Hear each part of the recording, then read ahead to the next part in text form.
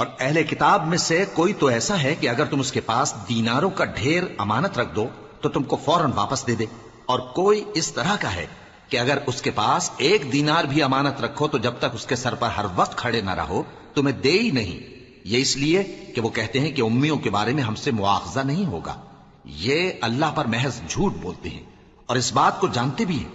ہاں کیوں نہیں، جو شخص اپنے اقرار کو پورا کرے اور پرہیزگار بنا رہے تو اللہ بھی پرہیزگاروں کو دوست رکھتا ہے۔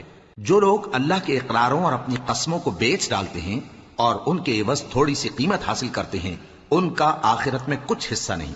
ان سے اللہ نہ تو کلام کرے گا اور نہ قیامت کے روز ان کی طرف دیکھے گا، اور نہ ان کو پاک کرے گا، اور ان کو دکھ دینے والا عذاب ہوگا۔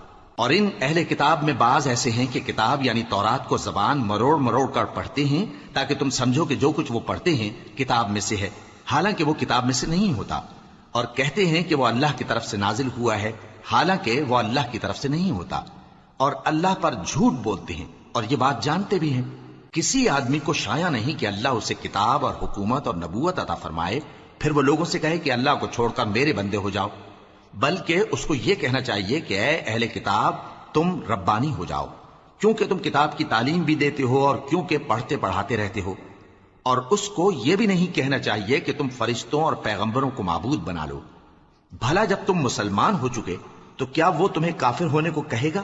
اور جب اللہ نے پیغمبروں سے عہد لیا کہ جب میں تم کو کتاب اور دانائی عطا کروں پھر تمہارے پاس کوئی پیغمبر آئے جو تمہاری کتاب کی تصدیق کرے تو تمہیں ضرور اس پر ایمان لانا ہوگا اور ضرور اس کی مدد کرنی ہوگی۔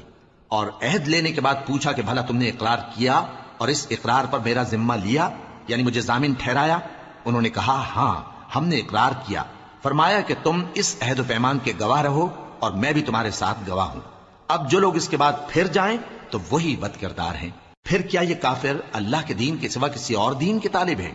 حالانکہ سب اہل آسمان و زمین خوشی یا ناخوشی سے اللہ کے فرما بردار ہیں اور اسی کی طرف لوٹ کر جانے والے ہیں۔